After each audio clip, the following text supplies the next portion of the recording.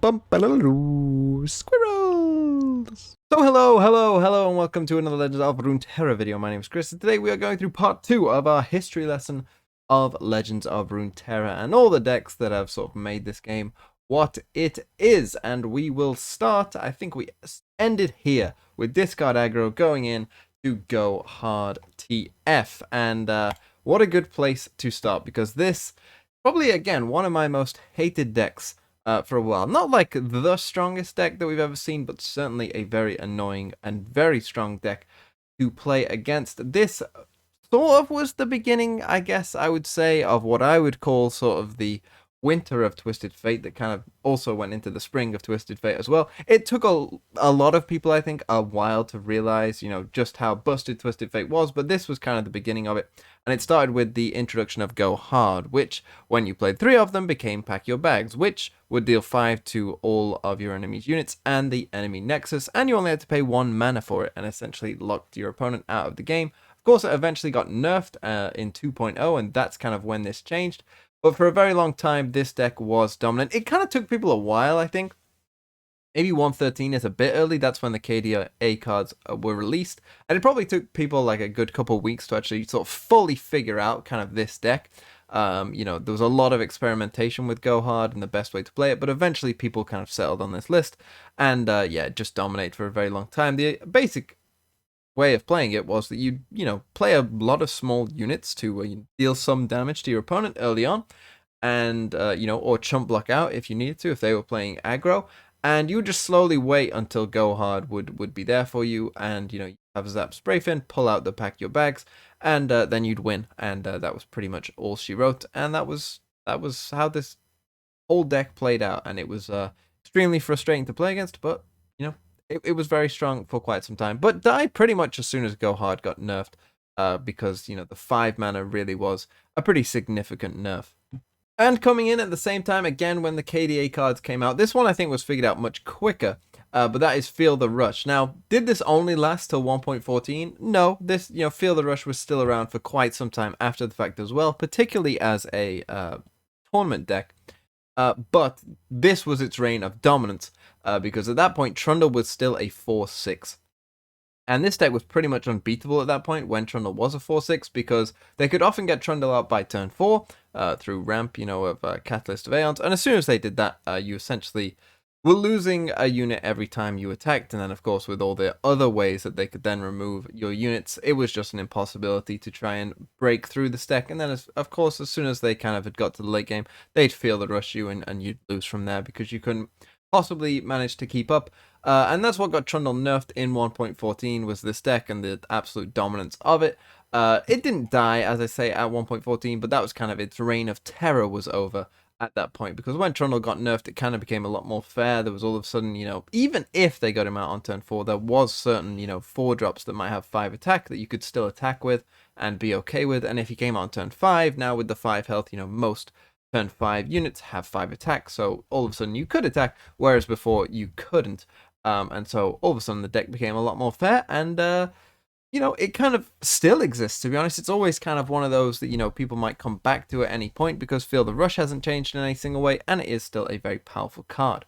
Now we come to a very interesting deck, and this came around 1.14, but as you can see, lasted an extremely long time. And I've put this lasting all the way up until the release of Bandle City, but honestly, you could say that it even still goes on to this day, and that is Draven Ezreal. And the reason that this deck is here, and the reason that I've changed it from 2. to 2.14 and not until maybe the Draven nerf, was basically because this kind of got replaced by Draven Scion, I think, a bit. But for its time, it was an extremely powerful deck that had a lot of staying power, and a lot of different cards tried to replace Draven or Ezreal, whether it was Caitlyn or Riven. And there was plenty of different ideas to try and change this deck, and different slight variations of this deck, and some of them ended up better than others. This was, I think, kind of the initial version. Eventually I think people kind of went more in for the Tri-Beam. That was kind of one of the things that people slowly went for. Of course, Rummage still cost 1 mana when this sort of first started, and Tri-Beam only cost 4 as well. Those were some of the nerfs. And Farron, of course, created 3 Decimates in hand. So this deck definitely did have some nerfs coming for it, and eventually, of course, Draven got nerfed as well. But, you know, it was a very strong deck for a very long period of time. It was one of those decks like some of those others I mentioned before, like a Fiora Shen, that lasted a long time. I think because people were okay with it being a tier 1 deck, people felt like it was kind of fair. You know, there were ways that you could beat it for sure. They didn't have any combat tricks. So, you know, you knew basically the strengths and weaknesses of the deck. You kind of had a good sense of what you need to do against it. But it was just one of those decks that was pretty powerful against a lot of different things. And for that reason, you know, it got to stay around for quite some time as well. But as I say, with the release of Sion, I think it kind of died. But a very fun deck to try and even go back to and still play. I think it is one of those decks that, you know, was just pretty good for the game as a whole. Decks that weren't good for the game, however, were Plaza Scouts. Plaza Scouts came around with the release basically of one card, the Grand Plaza, in 1.16, the third expansion of Targon. And it took Scouts, an already existing perfectly fine archetype, and pushed it way over the edge. Because this would give units +1/+1 and Challenger that round. And that meant that in a deck like this that could often summon multiple units in a round, like Island Navigator or Petty Officer or Quinn or even Grizzled Ranger, and give them both Challenger and Scout, when you played Plaza into Island Navigator, my god, was that unfair, because often you would get a 3/5 Challenger with Scout, which means it could attack twice, meaning it would often pick off 2 units, and 5 health is quite a lot on turn 4. And often, you know, another unit, potentially a 3/2 or a 2/3 with Scout as well, that could also probably pick off 1 or 2 of your opponent's units, and if not, then just deal an absolute ton of damage. And that's basically what was going on at this point in the game. The meta kind of solely revolved around like Go Hard and Grand Plaza. Those were kind of the only 2 decks that really existed for this point, and it wasn't a fun time to really be playing. And eventually Grand Plaza got nerfed because, of course, it was pretty nuts, and got nerfed and then kind of found itself in this place where, you know, people kind of just stopped playing it, which, I don't know, this is a very difficult card to balance. They definitely can't go back to the +1/+1. But, you know, +1/+0, it just hasn't quite hit the mark where you might want it to be. But then somehow it kept getting worse. This really was probably one of the worst stretches of Legends of Runeterra for a lot of reasons. But basically, things just kept getting worse. And they released Aphelios in 2.1, and he made the game a lot worse. He was completely broken. You know, a lot of people have made fun and light of the fact that Aphelios pretty much came out exactly the same way and acted the same way as his League of Legends counterpart. You know, I didn't play League, so I don't really know, but people say, you know, Aphelios came out completely broken, then got nerfed to the ground, and then never saw play ever again.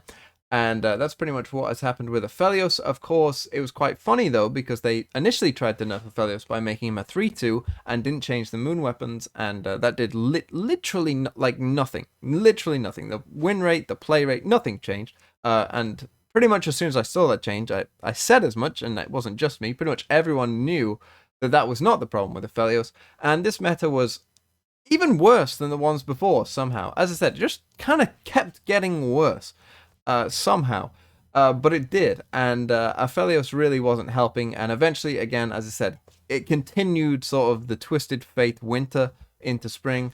This was sort of phase 2 of Twisted Fate, where, again, this was just a deck of playing all the good cards. Forget anything else. Just play, like, good cards and you will win. That's what this deck was. The Veiled Temple as well, you know, was very strong in this deck. That card got nerfed at this point also. And eventually, the deck finally died because they changed Aphelios' moon weapons and turned him from the best champion in the game, probably by quite a bit, to one of, if not the worst champion in the game. Such was the magnitude of the change. But honestly, and I know a lot of people want Aphelios back and in some way, and look, I wouldn't mind if they changed his level up to being 1 less moon weapon because of the extra mana cost. I have no problem with that. I think that would be a good change. People wanting the moon weapons to be 2 mana probably don't realize what would happen if that were the case, and this meta was not fun to play against. Games would last an absolute age as you just waited for Aphelios to win. This was not a good time for the game. And then came Shurima, maybe a new hope with 2.3, but it created another deck that people really didn't like, and it was Trundle Lissandra. This one, again, took a bit of time, I think, for people to like fully optimize with Spectral Matron and realizing what this card could do, because this card had existed for the entire length of the game, but never seen any play, and then all of a sudden came a deck where it just fit perfectly and worked really well. And so it found its way into this deck and basically carried this deck for some time. This again was just one of those decks that people didn't really enjoy playing as. I didn't have as much of a problem with it as others did. As you can see, it lasted quite a while. And basically the reason was that Lissandra, and I said this when I first saw Lissandra, like the reveal video of Lissandra, weirdly I got this right, and it kind of took a while for this to be right. But Lissandra basically acted, once leveled up, as a win against control decks and a win against aggro decks straight away. Because once leveled up, Lissandra gives your Nexus tough, which makes it virtually impossible if you're not on really low health that an aggro deck can beat you whilst Lissandra is on the board. So, that caused big issues. But then against control decks, Lissandra would give you the Watcher, which would mill them out. So basically, this deck was a problem because it meant you couldn't play any other control deck because you would auto lose the Trundle Lissandra because you'd both be playing at a similar speed, but they had this card that they could ensure would mill you out. And that's why the Fading Memories was in here as well, just to ensure that even if you were a control deck that managed to kill the Watcher somehow, you could always just Fading Memories it and play the second one or the third one, and then you'd be like you had backups no matter what. And if you were playing the deck correctly, you couldn't lose to certain control decks, and that was kind of the issue with this deck. And then they changed the Watcher in a big way and made sure it didn't obliterate all the cards, and required one extra 8+ card as well, and they completely destroyed it, and this deck kind of died on the spot. And so that was Trundle Lissandra. But also coming in around the time of Shurima was perhaps one of the strongest decks of all time, and I know that a lot of, particularly the top players, really hated this deck, basically because it felt like an impossible deck to beat in a lot of ways.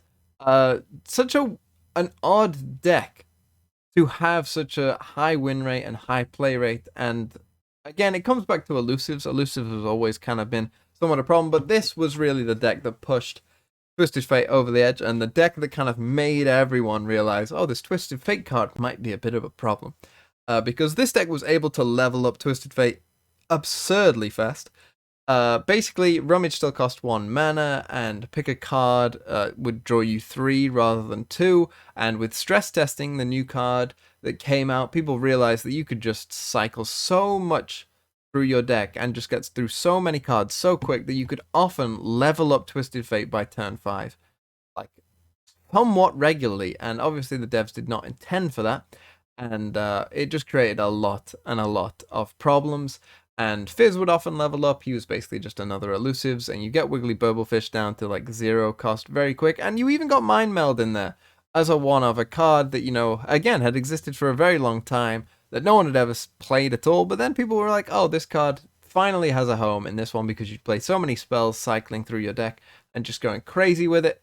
And you'd eventually just end up with a level Twisted Fate. Nothing that your opponent could really do about it. They could remove Twisted Fate if they wanted, but then you'd just like spam Burblefish. It was just toxic. This was just one of those like cycle your entire deck, level up Twisted Fate. You'd have the other 2 in hand because you've cycled through your entire deck. And it just felt like an impossible test to try and beat this deck, really. Like, if you dealt with the elusive problem, then you'd have the Twisted Fate problem. If you dealt with the Twisted Fate problem, then you'd have the elusive problem. And it felt like there just wasn't enough answers to deal with both at all at any point, and you'd end up just dying. And that was kind of the game.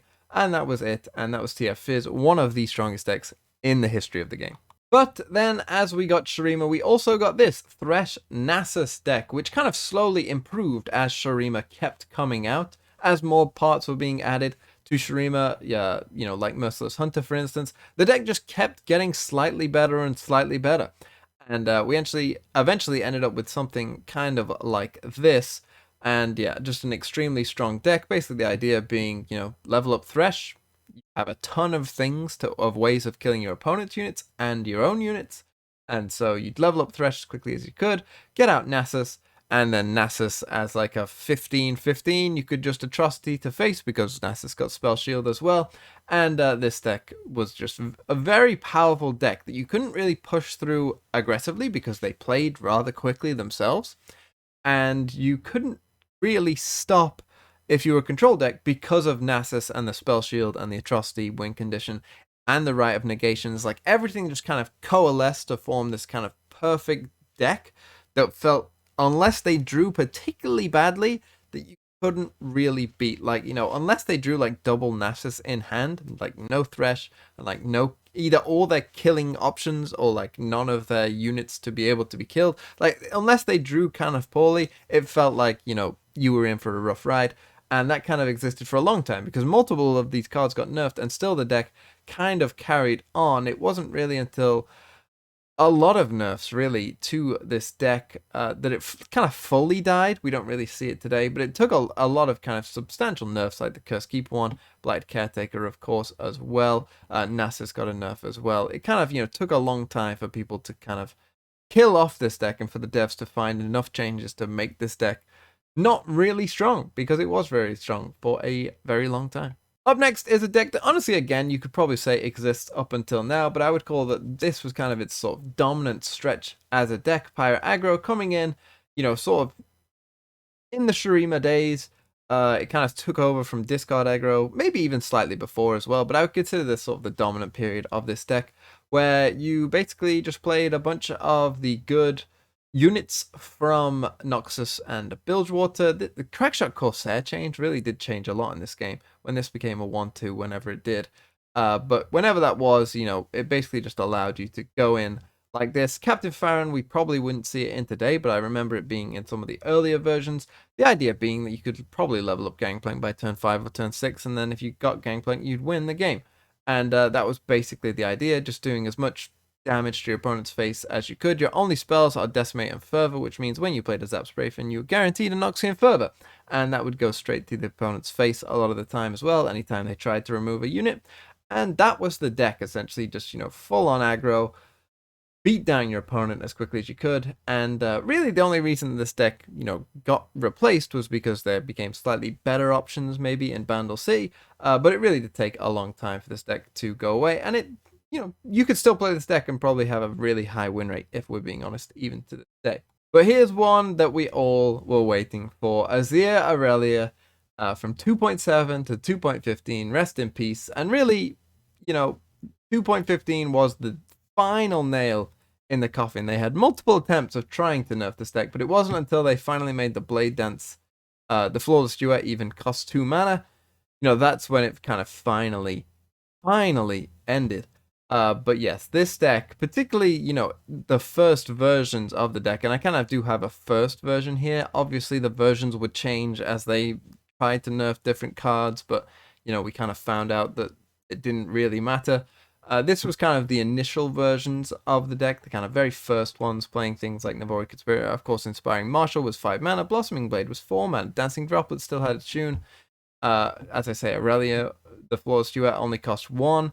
Like, you know, this was sort of the first version, but kind of weirdly, as they were nerfing some of these cards, they were just giving it ready raid replacements. Like Twin Disciplines came in all of a sudden, and that meant that your champions that are so crucial to this deck were really hard to remove all of a sudden. You know, Homecoming as well got slightly better, and so, you know, all of a sudden, Homecoming was like a card that, you know, would make its way into the deck. They just, whenever a card got nerfed, they kind of just gave it like, oh, here's something else though that you could just throw in this deck and it'll stay the same win rate.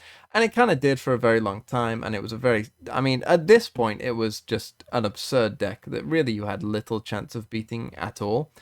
You know, this is probably maybe the most dominant deck in the game's history. Definitely an insanely high play rate with a really high win rate. There was a lot of debate about this deck of what to do with this. You know, did Blade Dance as a whole need changing? People still believe that to this day, even though you don't see it nearly as much today.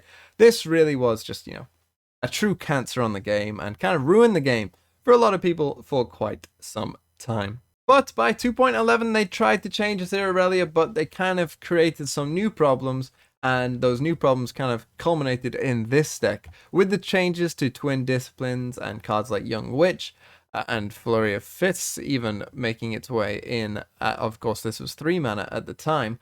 It basically meant that you could create this list, which basically combined those new overpowered Ionian tools that they got with the new Shurima overpowered tools that they had, like Merciless Hunter and Ruin Runner, and created this monstrosity of a deck, which essentially the whole idea was, you know, just combo victory in the most. I mean, this one might have annoyed me more than Azir Aurelia, to be honest. I hated this deck a lot.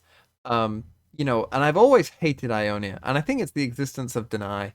And things like Twin Disciplines getting better didn't help. Shapestone, of course, was a better card back in the day as well. Just felt like everything about this list was just so tedious. Like every game would play out the exact same way. There was no, like, almost no decisions to be made. It was like every game, it felt like, was the exact same against this deck, and it was just, did you figure out, like, did you have enough answers to be able to beat it? If so, well done. If not, you died. It was like every game was just the exact same, just like constantly, and it was horrific to play against.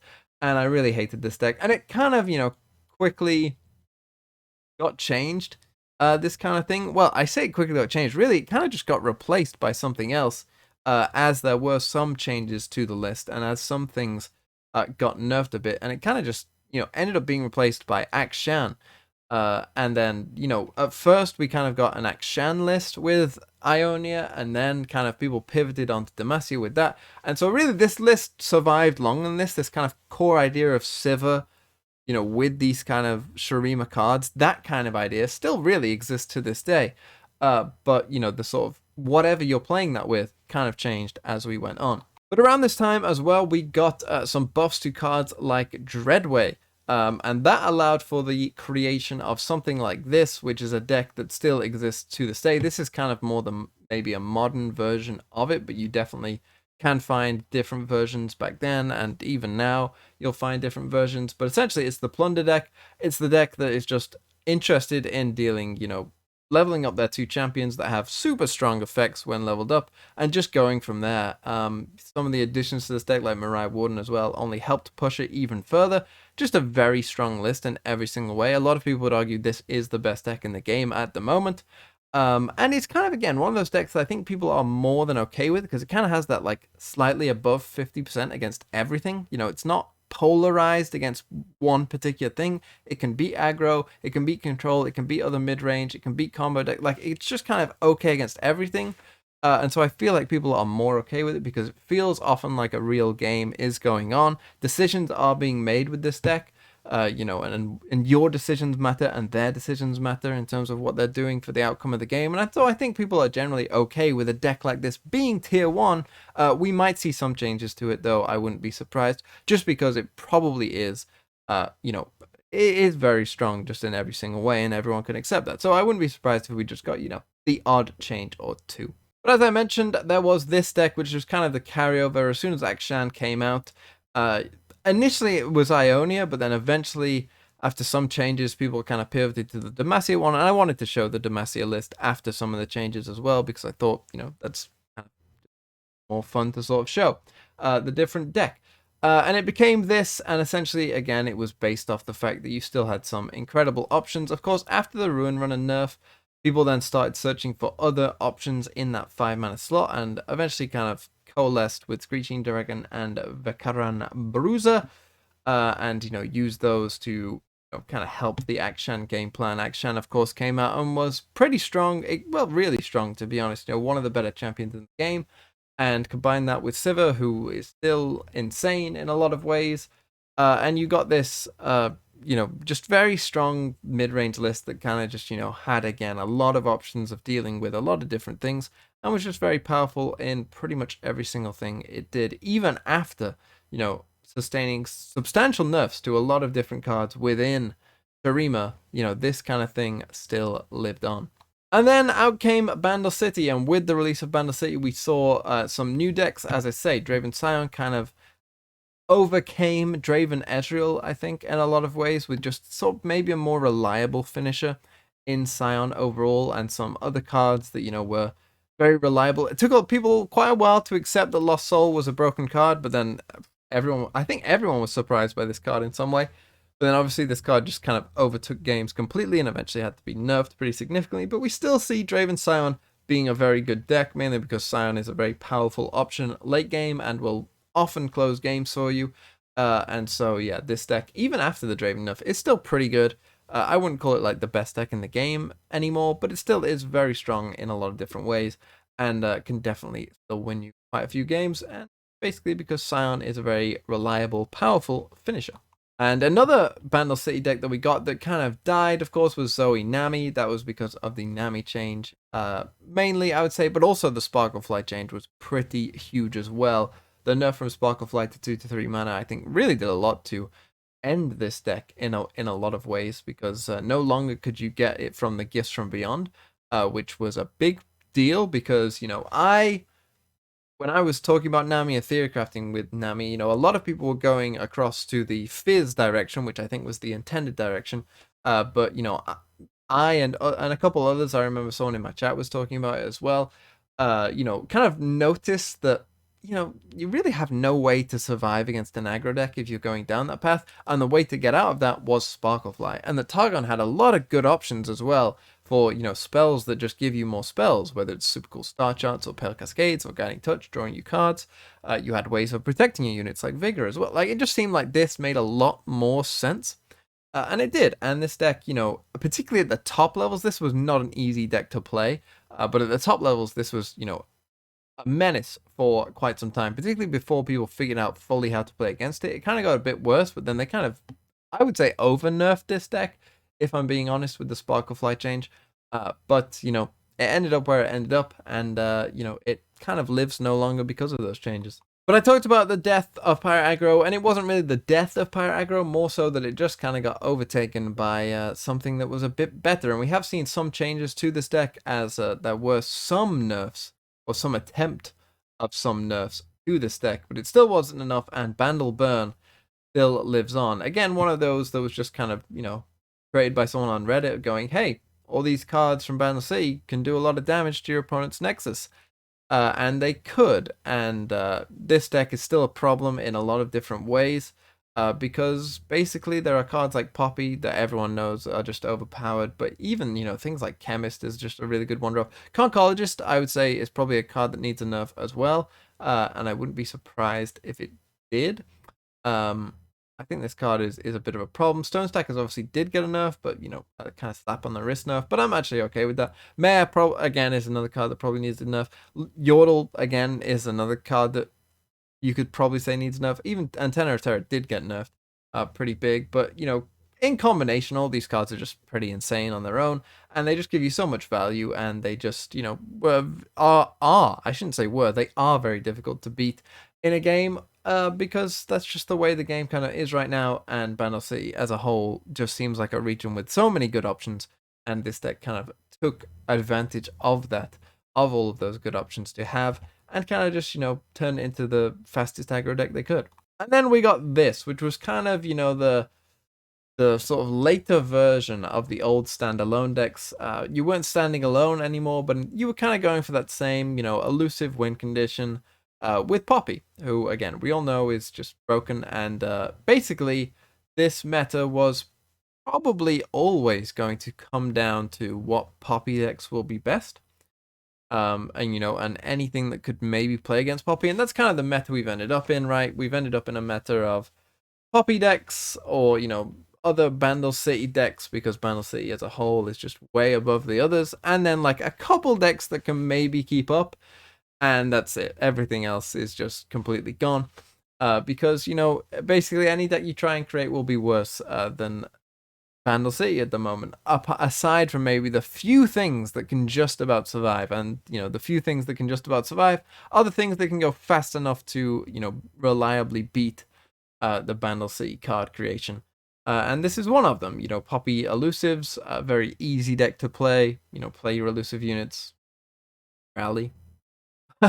Not rocket science, really, and it's kind of been that kind of strategy for quite some time, existing in the game. And, again, like buffs to Twin Discipline, kind of enable this kind of thing. They even tried nerfing Relentless Pursuit, but as you can see, we're running 6 rally cards, because really this deck is as simple as play elusive, rally, win. That's kind of all it really is. That's all. It's not even pretending to be anything else. Really, it's just a lot of elusives or protections for units, or cards that could really use with the benefit of a 1/1 buff from Poppy, and then go from there and simply win. And that is pretty much all you need to know about that. But that is all of the decks. We are caught up. We are up to date with the game's history. We came all the way from Dawn Speakers all the way to Poppy Elusives, and I can give you the final totals as well for the different types of deck and how many of them are on here. So of course, this is just sort of my approximation of what a deck is. Like, is Azir Aurelia aggro or combo? I went with combo, but you know, you could say that it's an aggro deck. Is Poppy Elusives an aggro or combo deck? You know, I've gone for aggro. So, you know, some of the classifications you might have a bit of a disagreement with, but overall, here's what I've got. I've got aggro decks being 9 of these decks overall. I have mid-range at 10, I have control at 6, and I have combo decks at 8. So overall, we kind of see like a, you know, a pretty fair balance between aggro, mid-range, and combo, and control lacking a bit behind. And I think that, you know, in most people's estimation, that probably makes a lot of sense. We have seen, you know, quite a few aggro and combo metas, you know, and those tend to be perhaps the ones that people, that sticks in their mind the most, because, you know, those are the ones that I think are more frustrating for people. And mid-range, you know, we've got 10 mid-range lists in here, which is actually probably more than I expected. But overall, I think that, you know, it kind of shows that we're achieving some level of balance between the different types of deck. And so maybe that should be applauded in this game. But, you know, those control fans out there, maybe they should be thrown a little bone here and there. But that is all from me today. So thank you so much for watching. We went through all of these decks, all of these wonderful decks. So I want you to let me know what your favorite of these decks was, which one you hated the most. I know definitely Azir Aurelia would be a popular choice for that as well. And with that said, I'm going to do an Arcane review tomorrow if you're interested in that. If you're not, then don't click on it. But if you are, I'm going to do one. And with that said, thank you so much for watching. Have a really nice day.